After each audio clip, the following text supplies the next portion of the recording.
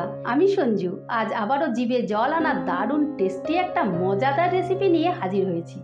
বন্ধুরা, তোমরা তো কোপ্তার বিভিন্ন রেসিপি তৈরি করেছো বা খেয়েছো, কিন্তু আজকে আমি একটা ইউনিক ডাল কোপ্তার রেসিপি নিয়ে হাজির হয়েছি। মনে হয় এইভাবে তৈরি করে তোমরা কখনো খাওনি, তাই তোমরা অবশ্যই কিন্তু পুরো ভিডিওটা দেখো। রেসিপিটা খেতে কিন্তু অসম্ভব ভালো। আর হ্যাঁ, আমার যারা নতুন বন্ধুরা রেসিপিটা দেখছো, প্লিজ আমার চ্যানেলটা সাবস্ক্রাইব করে দিও। ঠিক আছে, তাহলে এসো রেসিপিটা শুরু করা যাক।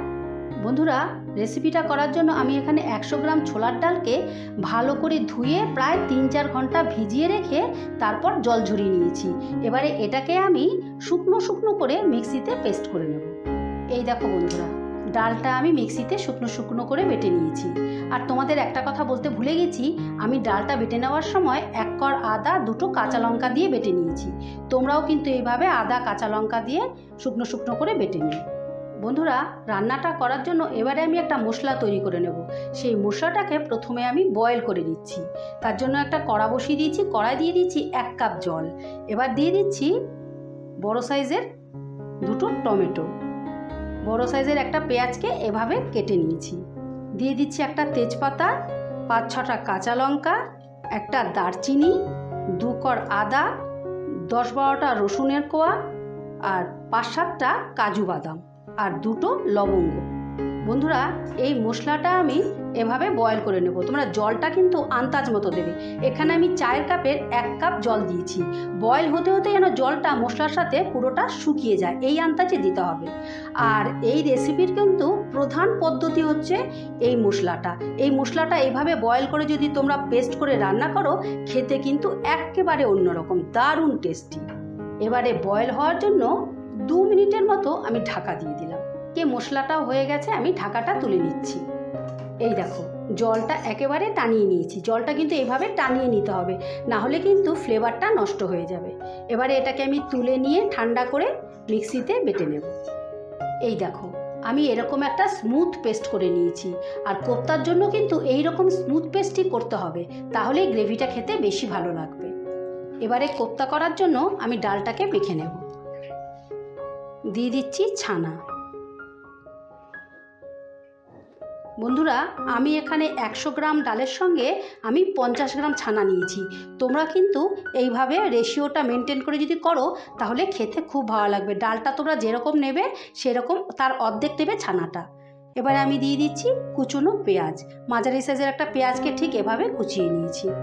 দিয়ে দিচ্ছি স্বাদ মতো নুন, দিয়ে দিচ্ছি সামান্য একটু চিনি। এবারে বাইন্ডিংয়ের জন্য দিয়ে দিচ্ছি 1 চামচে বেসন। এবারে সমস্ত উপকরণ ভালো করে মেখে নিচ্ছি। আর এই ছানা আর ডালের যে কম্বিনেশনটা, তাতে কিন্তু কোপ্তার টেস্টটা দ্বিগুণ বেড়ে যায়, ভীষণ ভালো লাগে খেতে। বন্ধুরা, এইভাবে তোমরা তৈরি করে একবার খেও। আমার রিকোয়েস্টে একবার খেও, দেখবে খেতে কিন্তু অসম্ভব ভালো। আর খেয়ে যদি ভালো লেগে থাকে, তাহলে আমার ভিডিওটা লাইক শেয়ার করে দিও প্লিজ। কিন্তু কমেন্ট করতে ভুলো না যেন যে রেসিপিটা খেতে কীরকম ছিল। ভালো করে মেখে নিয়েছি। এবারে আমি কোপ্তাগুলো তৈরি করে নেব।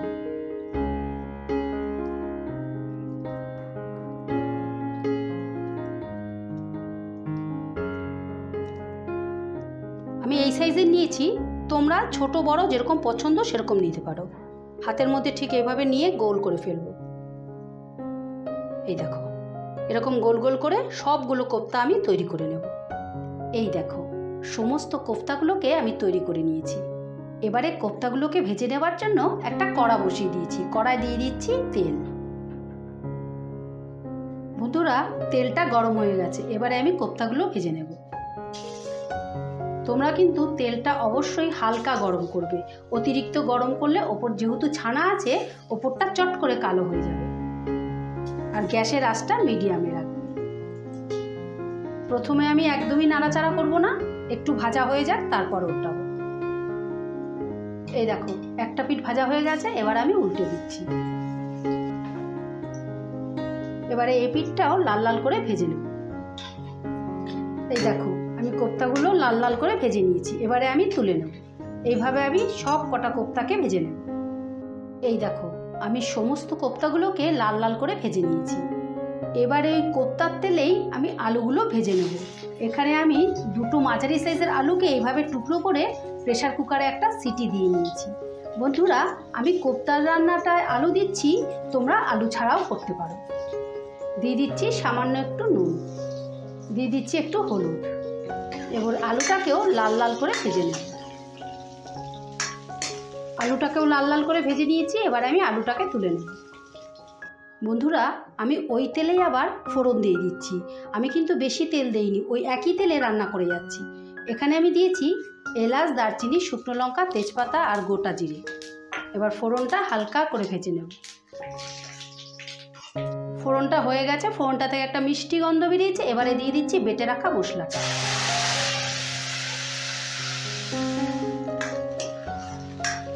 এবার এই মশলাটাকেও ভালো করে কষিয়ে নেব যতক্ষণ না তেল ছেড়ে দিচ্ছি। মশলাটা তো অলরেডি সেদ্ধ করাই আছে, সেই জন্য কষাতে বেশি সময় লাগবে। বন্ধুরা, মশলাটা প্রায় কষে এসেছে। এবারে মশলাটায় তলায় না লেগে যায় সেই জন্য আমি মশলা ধোয়া একটু জল আমি দিয়ে দিচ্ছি। যেহেতু কাজু বাদাম আছে সেহেতু কিন্তু এটা লেগে যাবার খুব টেন্ডেন্সি, তাই এটা অনর্গল তোমরা নাড়তে থাকবে। এবারে আমি দিয়ে দিচ্ছি গুঁড়ো মশলা, দিয়ে দিচ্ছি স্বাদ মতো নুন, দিয়ে দিচ্ছি হলুদের গুঁড়ো, দিয়ে দিচ্ছি শুকনো লঙ্কার গুঁড়ো, 1 চামচে জিরের গুঁড়ো, 1 চামচে ধনের গুঁড়ো, 1 চামচে কাশ্মীরি লঙ্কার গুঁড়ো আর 1/2 চামচে শাহি গরম মশলা। টেস্টের ব্যালেন্সের জন্য দিয়ে দিচ্ছি 1 চামচে চিনি। এই রান্নাটা একটু মিষ্টি মিষ্টি খেতেই ভালো লাগে। এবার সমস্ত মশলাটা আমি আবারও কষে নেব, ভালো করে কষে নিতে হবে।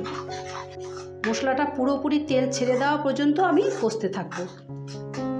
বন্ধুরা, মশলাটা আমার ভালো করে কষা হয়ে গেছে। এবারে দিয়ে দিচ্ছি ভেজে রাখা আলুগুলো। এবার আলুটা দিয়েও একটু নাড়াচাড়া করে নেব। এবারে আমি দিয়ে দিচ্ছি এই কাপের 1 কাপ জল। তোমরা জলটা আন্দাজ মতো দেবে। আমি 1 কাপ জল দিলাম, তোমরা জলটা আন্দাজ মতো দিও, কারণ গ্রেভিটা যখন ঠান্ডা হবে তখন কিন্তু কোপ্তাগুলো খানিকটা ঝোল টেনে নেবে। এবারে ঝোলটা ফুটে ওঠার জন্য 2 মিনিটের মতো ঢাকা দিয়ে দিলাম। এবারে ঢাকনাটা তুলে নিলাম। ঝোলটা ভালো মতো ফুটে গেছে। এবারে আমি দিয়ে দিচ্ছি কোপ্তাগুলো।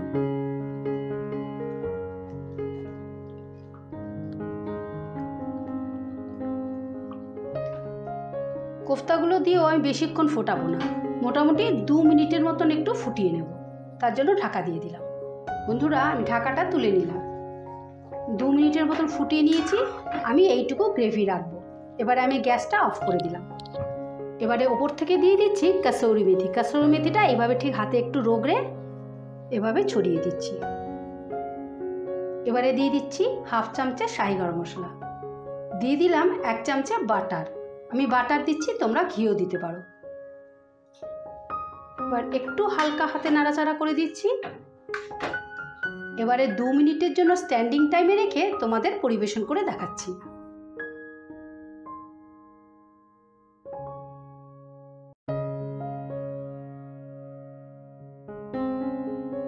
আজকে একদম নতুন ধরনের রেসিপি, ডাল কোফতা কারি ট্রাই করব পরোটা দিয়ে, দেখি কেমন লাগে।